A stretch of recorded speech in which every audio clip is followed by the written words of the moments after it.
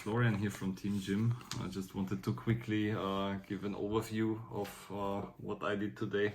I won my second Nintendo Switch. Now I can show it off because it's not sold already, and I kind of pulled this Zeus from the OTS entry pack, which is nice. We were like a little bit over 100 people today. I was playing Adventure Phantom Knights. And yeah, we can go right into the deck. It's nothing too fancy. So for adventure package, we have the usual stuff.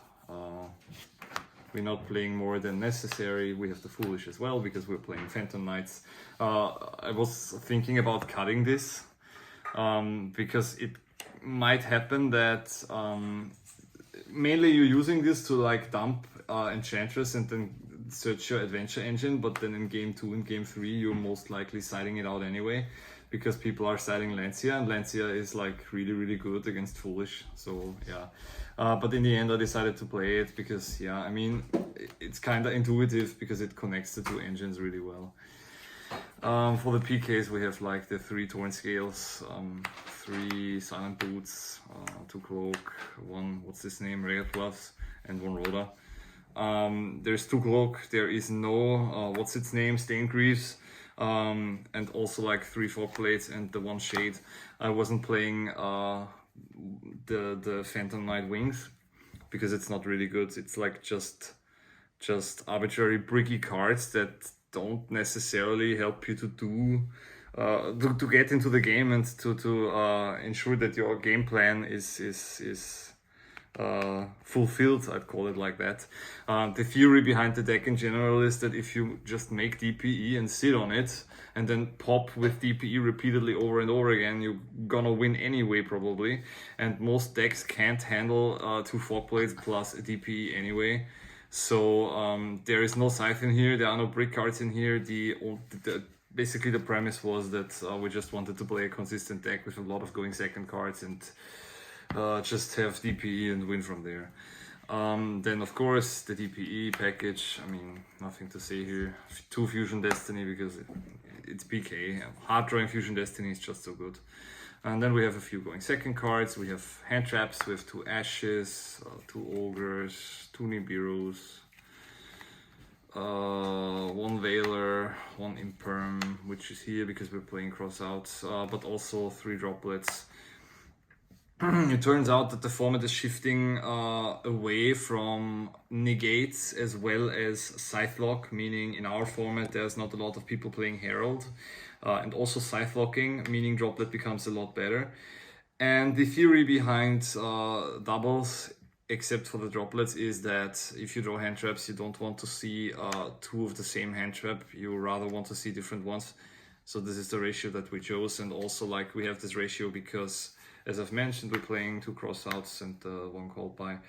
Crossouts mainly because there's no chance that we figured there's no chance people are going to be playing Ghost Bell game 1, or it's very unlikely that we're going to be hit by Ghost Bell, and also Lancia is like an outlier in the format, so we figured it's not needed to play Lancia or something in the main deck just for crossout.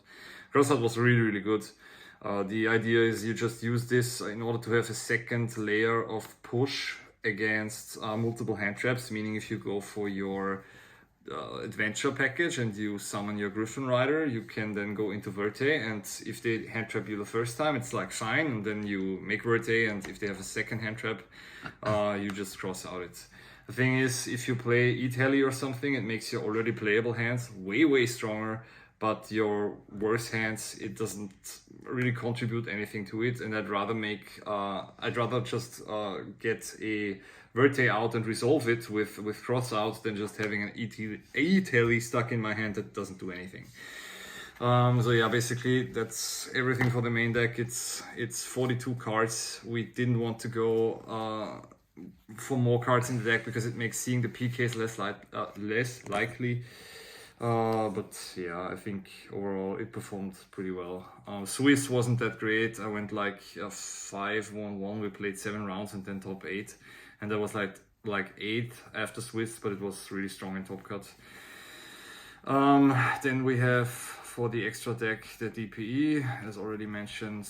Then we have link monsters like the Verte. We have the Dark Access Code Unicorn, Link Spider, All Mirage, the Cherubini and Breaksword, and one IP Masquerena, which is like a different thing in the extra deck that we figured might come up. We just wanted to have another generic Link to Dark monster, and it can happen that you summon this with access to Unicorn, but it didn't come up this tournament. You could theoretically play anything you want in this slot. For the Exceed monsters, yeah, like Downard, Zeus, the usual thing, Devier, and we figured we play 2 Breaksword because it's like it kind of comes up in grind games, and it was really good. I actually resolved this a couple times, twice, so yeah, I'm really glad I played it. Then for the excellent, I mean, there's tokens as well. Shoutouts to this guy. As the adventure token, he was really good. For additional hand traps in the side deck, we have 2 Lancia, 2 Droll, the 3rd Nibiru. The thing is, not everyone in our format is playing a diehard combo deck, so basically the 3rd Nibiru is just coupled with the other cards, or at least with Droll, to cut them off of Griffin Rider and then Nibiru everything, so yeah. The more hand traps you have, the better Nibiru gets. The thing is, we are playing 3 droplets, meaning we don't have that many hand traps that we can pair with Nibiru, because drawing Nibiru and droplet is like Nibiru trading only with Griffin Rider, and then you're using droplet on the entire rest of the board. But after siding, it becomes a lot better. So yeah. And kinda, we were also scared of Flu Wanderies, and the Droll and Lancia are really good against that matchup. That's why we also played 2 Impermanence, because yeah, it's like similar to the last deck profile. Impermanence covers a lot of matchups decently well, so, and also it kinda is very good against Flu Wanderies, so there's no reason not to play it. 4 Spell Drop Removal, 3 Twin Twisters, the Apis Feather Duster, and the Reboot. This never came up. I didn't even draw this, so like this could have been anything. But yeah, it's necessary, I think, against the Prankit matchup especially, and those are also nice for the Flu Wanderies matchup. And another nice thing was the triple anti-spell that I also played 2 weeks before at the tournament. It's like, this won me my top 8 match. You just flip this, and if they have a handful of spells they can't play, and then you make Zeus, and then you wipe everything. And hopefully you can set up a Fog Blade, so, and then you have Zeus and Fog Blade, and hopefully they can't play either way, so yeah. Anti-Spell is probably one of the best cards you can currently side because of how strong it interacts with the Brave Engine. But other than that, quick shoutouts to the team, of course. Quick shoutouts to everyone from the Austrian and German community as usual. And then shoutouts to Peter as well, who is filming this profile even though he didn't want to.